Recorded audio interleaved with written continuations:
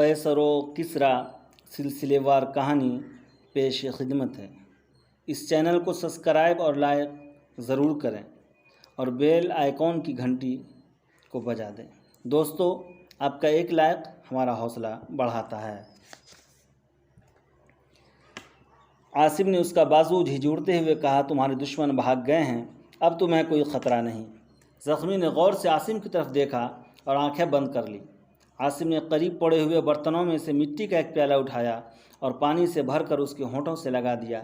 زخمی نے آنکھیں کھولے بغیر پانی کے چند گھونٹ پی لیے۔ اس کے سر اور کن پٹیوں سے خون بہہ رہا تھا۔ عاصم نے اس کی قبا پھاڑ کر زخموں پر پٹیاں باندھی اور پھر اپنا خنجر نکال کر اس کے ہاتھوں اور پاؤں کی رسیاں کاٹ ڈالی۔ اس کے بعد اس نے ایک دھجی پانی سے تر کی اور اس کے چہرے پر اور پیشانی سے خون صاف کرنے لگا۔ زخمی نے جلدی سے اس کے ہاتھ پکڑ لیے۔ عاصم نے اسے تسلی دیتے ہوئے کہا، گھبراؤ نہیں میرے دوست، میں تمہیں کوئی تکلیف نہیں دوں گا۔ زخمی نے کہا، تم نے مجھے پناہ میں لے لیا ہے۔ ہاں، مجھے افسوس ہے کہ میں بروقت نہ پہنچ سکا۔ تم کون ہو اور وہ لوگ کون تھے؟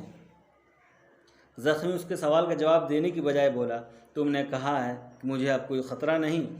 ہاں، تمہیں مجھ پر اعتماد کرنا چاہیے۔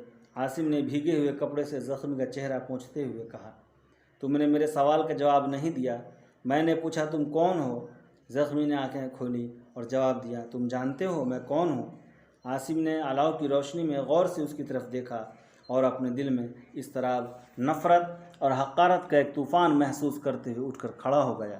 یہ عامر بن عدی تھا جس کا خاندان اور اس کے قبیلہ اور اس خاندان کے قبیلے سے بدعہدی کا مرتکب ہو چکا ہے۔ امیر نے اپنا ہاتھ بڑھا کر اس کے پاؤں پہ رکھ دیا اور التجا آمیز لہجے میں بولا، عاصم تم مجھے پناہ دے چکے ہو۔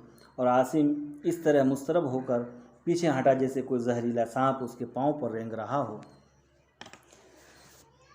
عباد نے چند قدم کے فاصلے سے آواز دی، عاصم عاصم تم ٹھیک ہو نا؟ میں ٹھیک ہوں، اس نے جواب دیا، تمہیں وہیں رہنا چاہیے تھا۔ عباد نے آگے بڑھ کر پوچھا، کیا ہوا؟ یہ گھوڑے کس کے ہیں اور یہ نوجوان کون ہے؟ عاصم نے جھک کر اپنی کمان اٹھاتے ہوئے کہا، مجھے معلوم نہیں، آؤ چلیں۔ امیر نے دردناک لہجے میں کہا، عاصم تم اگر چاہو تو مجھ سے انتقام لے سکتے ہو۔ میں ان یہودیوں کی بجائے تمہارے ہاتھوں قتل ہونا بہتر سمجھتا ہوں۔ عاصم کچھ کہے بغیر وہاں سے چل دیا اور عباد ایک ثانیے توقف کے بعد اس کے پیچھے ہو لیا۔ امیر اٹھ کر چلایا، عاصم ٹھہرو، مجھے اپنے ساتھ لے چلو، یہاں رات کے وقت بھیڑیے مجھے نہیں چھوڑیں گے، مجھے اپنے ہاتھوں سے قتل کر دو۔ عاصم عاصم وہ لڑکھڑاتا ہوا آگے بڑھا، لیکن چند قدم چلنے کے بعد منہ کے بل گر پڑا۔ عاصم رک گیا۔ اس نے عباد کی طرف دیکھا اور کہا، عباد یہ امیر ہے عدی کا بیٹا، اور میں اسے ایک مظلوم و بے بس انسان سمجھ کر پناہ دے چکا ہوں۔ اب میں اس پر ہاتھ نہیں اٹھا سکتا، لیکن اس کی مدد کرنا بھی میرے بس کی بات نہیں۔ میں صرف یہ جاننا چاہتا ہوں کہ اسے مارنے والے کون تھے۔ تم جانوروں کو لے آؤ، میں یہاں تمہارا انتظار کروں گا۔ عباد نے آگے بڑھ کر کہا، اگر آپ پناہ دے چکے ہیں تو اتنا ضرور یاد رکھیے کہ آپ حبیرہ کے بھتیجے ہیں اور سہیل کے بیٹے ہیں۔ تم جاؤ۔ عاصم نے برہم ہو کر کہا، میں چاہتا ہوں کہ ہم فوراً یہاں سے روانہ ہو جائیں، اب مجھے آرام کی ضرورت نہیں۔ عباد چلا گیا اور عاصم واپس آ کر امیر کے پاس کھڑا ہوا ہے۔ امیر منہ کے بل پڑا ہوا تھا۔ عاصم نے قدرے توقف کے بعد اسے آواز دی، امیر امیر۔ امیر نے کوئی جواب نہ دیا۔ عاصم جھک کر اس کی نبض ٹٹولنے لگا، وہ زندہ تھا۔ عاصم نے اسے اٹھایا اور الاؤ کے قریب لٹا دیا۔ الاؤ میں جلنے والی لکڑیاں انگاروں میں تبدیل ہو رہی تھیں۔ عاصم نے ایک اونٹ کا پالان اتارا اور انگاروں کے اوپر رکھ دیا۔ جب آگ کے شعلے بلند ہونے لگے تو امیر کی طرف متوجہ ہوا۔ امیر نے کراہتے ہوئے آنکھیں کھولی اور ادھر ادھر دیکھنے کے بعد اپنی نظریں عاصم کے چہرے پر گاڑ دیں اور نحیف آواز میں کہنے لگا، مجھے معلوم تھا کہ تم مجھے اس بے چارگی کی حالت میں چھوڑ کر نہیں جاؤ گے۔ تمہیں یاد ہے ایک دفعہ تم نے شمون کے سامنے کہا تھا کہ وہ دن دور نہیں جب بنو اوس اور بنو خزرج متحد ہو کر یہودیوں کے خلاف لڑیں گے۔ مجھے یقین ہے کہ وہ دن اب دور نہیں۔ عاصم نے روکھے انداز میں کہا، مجھے تم سے کوئی دلچسپی نہیں، میں صرف یہ جاننا چاہتا ہوں کہ تمہیں مارنے والے کون تھے۔ وہ خیبر کے یہودیوں میں سے شمون کا کوئی رشتہ دار تھا اور باقی اس کے نوکر تھے۔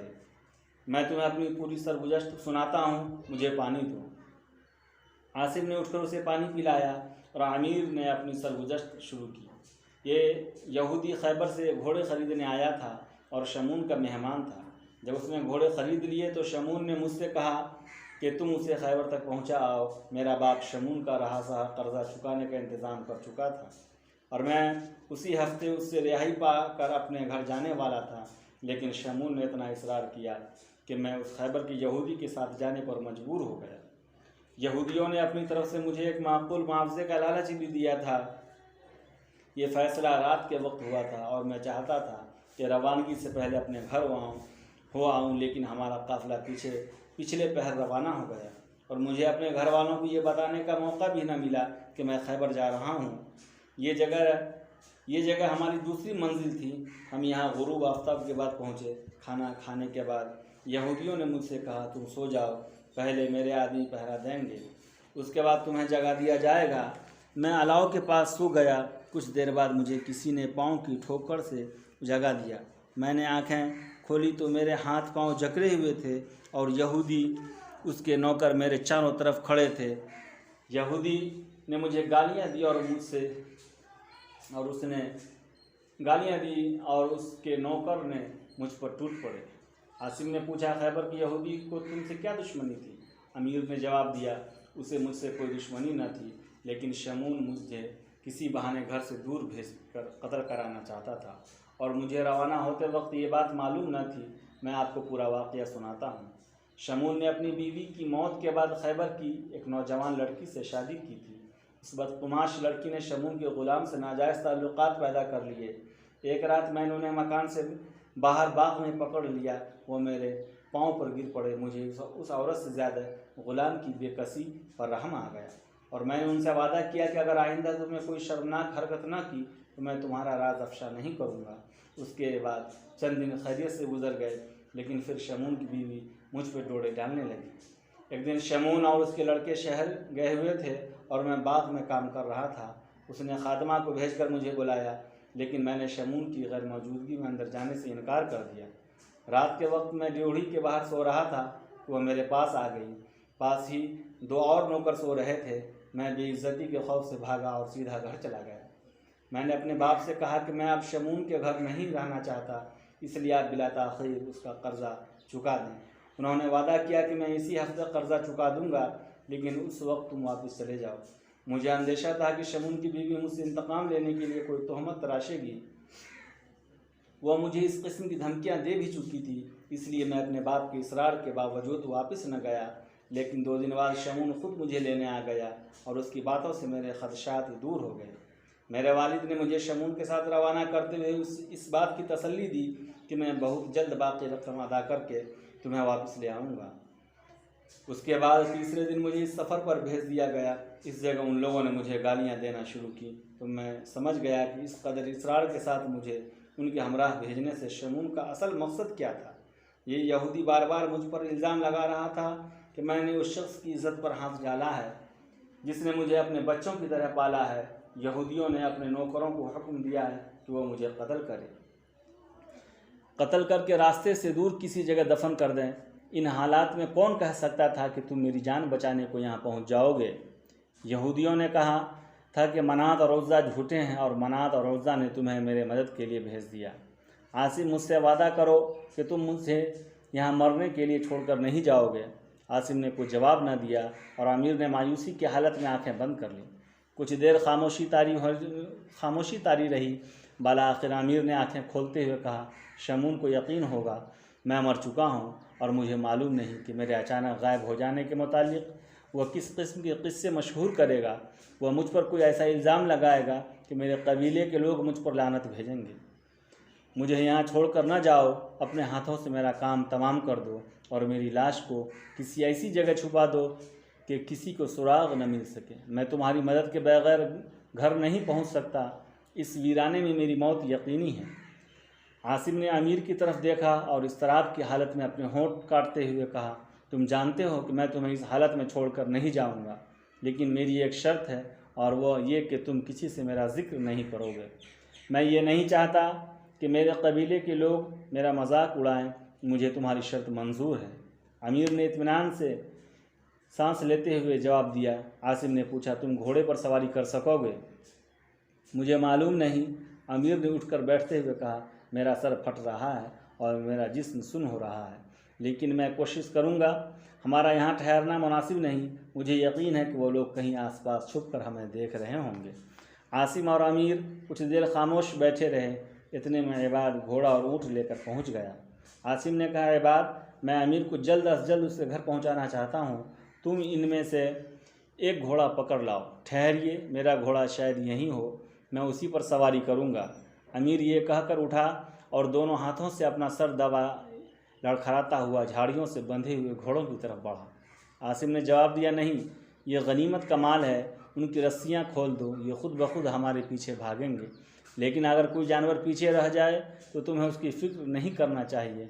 हमें सुबह तक एक मंजिल ज़रूर तय कर लेनी है। जब धूप तेज़ हो जाएगी तो हम किसी जगह चंद घड़ी सुस्ता लेंगे। फिर अगर रास्ते में उसकी हालत ज़्यादा ख़राब ना हो गई तो हम कल रात घर पहुंच जाएंगे। आफ्ताब गुरूब हो चुका था और आदि के मकान के एक कुशादा कमरे में चिराग जल रहा था। समीरा, एक नौउमर सेहतमंद और खूबसूरत लड़की, चिरागदां के करीब बैठी कपड़े सीने में मसरूफ़ थी। आदि का छोटा लड़का नौमान, जिसकी उम्र 15 साल के लगभग थी, उसके करीब दीवार से टेक लगाए बैठा था। आदि का दूसरा लड़का उतबा कमरे में दाखिल हुआ और नौमान के करीब बैठते हुए बोला, समीरा, तुम 2 दिन से इसमें लगी हुई कमीज़ कब ख़त्म होगी? समीरा ने जवाब दिया, मुझे वक्त ही कहाँ मिलता है, सारे दिन घर के काम में मसरूफ़ रहती हूँ। नौमान ने कहा, भाई, समीरा ने हमारी कमीज़ कभी इतने शौक़ से नहीं सी, बस ख़त्म हो गई। समीरा ने जल्दी जल्दी चंद टाके लगाने के बाद दांतों से धागा तोड़ा और सुई पास ही एक ताकचे में रख दी। फिर उसने कमीज़ फैलाकर अपने भाइयों को दिखाते हुए कहा, क्यों, ठीक है न? रुतबा ने कुशादा चेहरे पर एक शरारत आमेज़ तबस्सुम लाते हुए कहा, मुझे तो बिल्कुल पसंद नहीं, शायद अमीर को पसंद आ जाए। अब हमें खाना दो, भूख लग रही है। नहीं, पहले मुझे ये कमीज़ पहन कर दिखाइए। रुतबा ने कहा, बहुत अच्छा, लेकिन अगर मुझे पसंद आ गई तो मैं उतारूँगा नहीं। समीरा ने बेचैन होकर कहा, जल्दी कीजिए, वो आने वाले हैं। नौमान ने कहा, भाई, अब्बा जान को बहुत देर हो गई है, हमें मालूम करना चाहिए, वो आ रहे होंगे। रुतबा ने ये कहते हुए अपनी कमीज़ के ऊपर नई कमीज़ पहन ली। नौमान ने कहा, अरे ये तो बहुत ढीली है। समीरा ने जवाब दिया, लेकिन आमिर के बिल्कुल ठीक आएगी, उस दिन वो आए थे तो मैंने उनकी नाप ले ली थी। रुतबा ने कहा, समीरा, तुम आमिर का बहुत ख्याल रखती हो।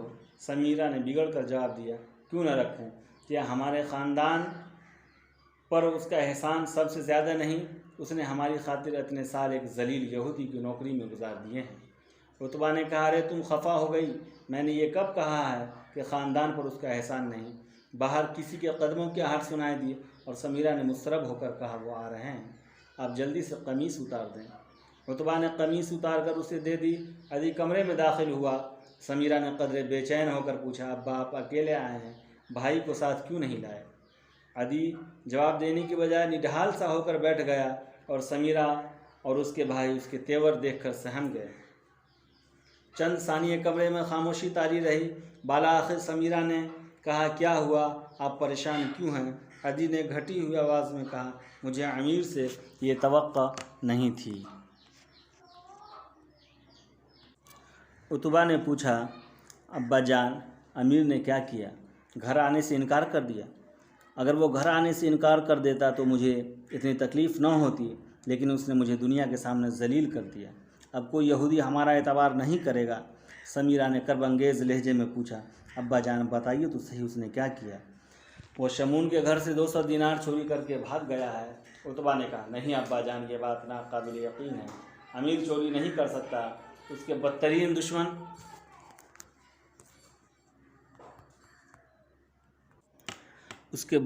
दुश्मन भी उसे चोर होने का इल्ज़ाम नहीं देंगे। फिर वो भागा क्यों? इतनी मुसीबतों से शमून का कर्जा चुकाया था, सिर्फ 20 दिनार बाकी थे और वो भी मैं आज लेकर गया था। अब यकायक उसके गायब हो जाने से दुश्मन का हर इल्ज़ाम सही समझा जाएगा।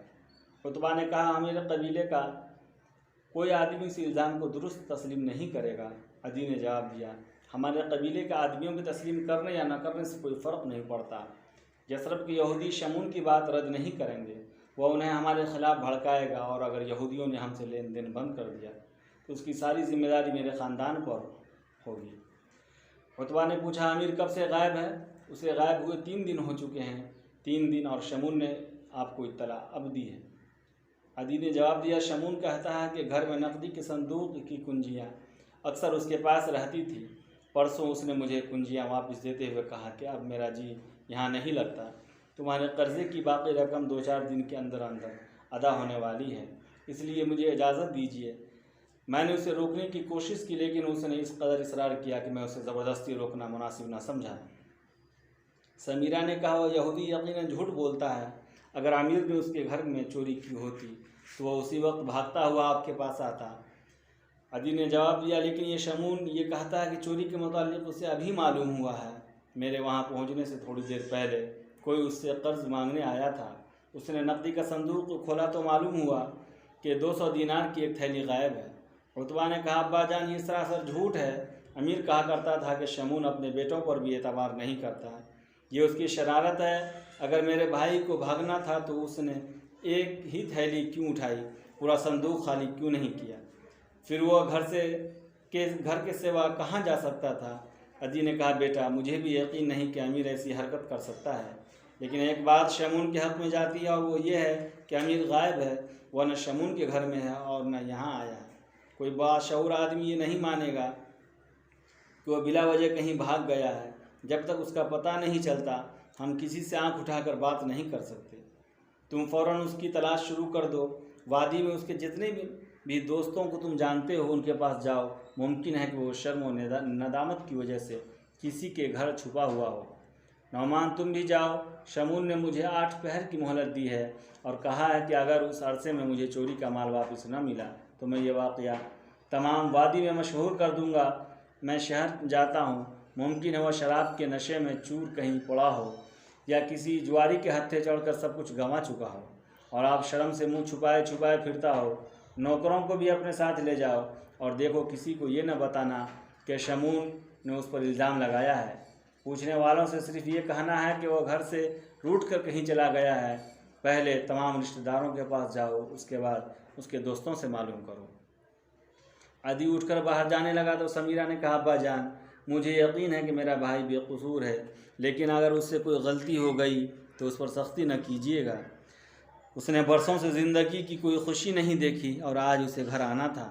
عدی نے جواب دیا، مجھے تمہاری نصیحتوں کی ضرورت نہیں، تم دعا مانگو کہ وہ ہمیں زندہ سلامت مل جائے۔ عدی اور اس کے بیٹوں کو گھر سے نکلے 1 پہر گزر چکا تھا، اور سمیرہ چراغ کی روشنی میں تنہا بیٹھی انتہائی درد اور خلوص کے ساتھ یہ دعا مانگ رہی تھی، اے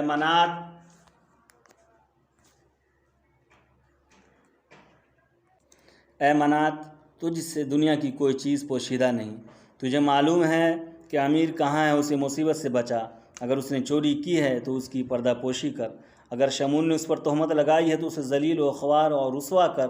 اگر امیر کے واپس آ گیا تو میں مرتے دم تک تیرا احسان نہ بھولوں گی۔ میں ہر سال تیرے لیے نذرانہ لے کر قدید جایا کروں گی، لیکن اگر تو نے اس مصیبت میں ہمارا ساتھ چھوڑ دیا تو میں تجھ سے روٹھ جاؤں گی اور تیری جگہ لات، حبل اور عزیٰ کی پوجا کیا کروں گی۔ میں گھر جا کر یہ اعلان کروں گی کہ تجھ سے کسی کی بھلائی کی امید رکھنا حماقت ہے۔ اے منات اگر تو نے ہماری مدد نہ کی تو لوگ تیرا مذاق اڑائیں گے۔ سمیرہ چند بار یہ کلمات دہرانے کے بعد دیر تک بے حس و حرکت بیٹھی رہی۔ اچانک اسے ایک آہٹ سنائی دی اور وہ بھاگ کر باہر نکل آئی۔ صحن میں پہنچ کر اس نے محسوس کیا یہ گھوڑے کی ٹاپوں کی آواز ہے۔ اس کا باپ اور بھائی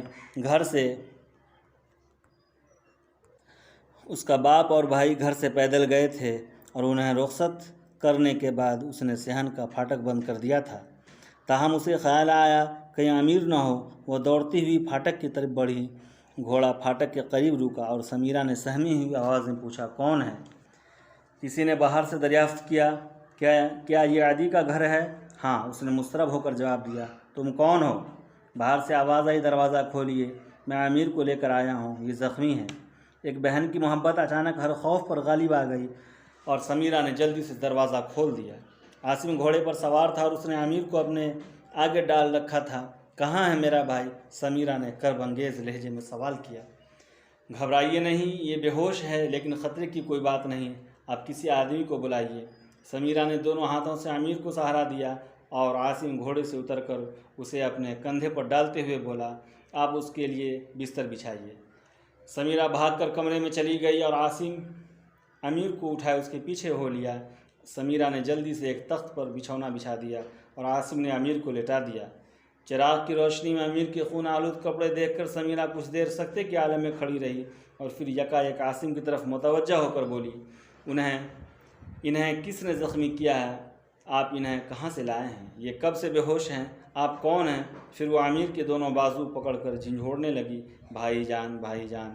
عاصم نے اسے تسلی دیتے ہوئے کہا، آپ گھبرائیں نہیں، آپ کے بھائی کو ابھی ہوش آ جائے گا، آپ کو یقین ہے کہ انہیں کوئی خطرہ نہیں؟ سمیرہ نے بڑی مشکل سے اپنی سسکیاں ضبط کرتے ہوئے پوچھا۔ مجھے یقین ہے، سمیرہ نے کمرے کے کونے سے ایک چوکی گھسیٹ کر امیر کے بستر کے قریب کرتے ہوئے کہا، آپ بیٹھ جائیں۔ وہ بیٹھ گیا اور قدرے توقف کے بعد بولا، ابھی ان کے سر کے زخم سے خون رس رہا ہے، آپ پٹی باندھنے کے لیے کوئی صاف کپڑا لے آئیے۔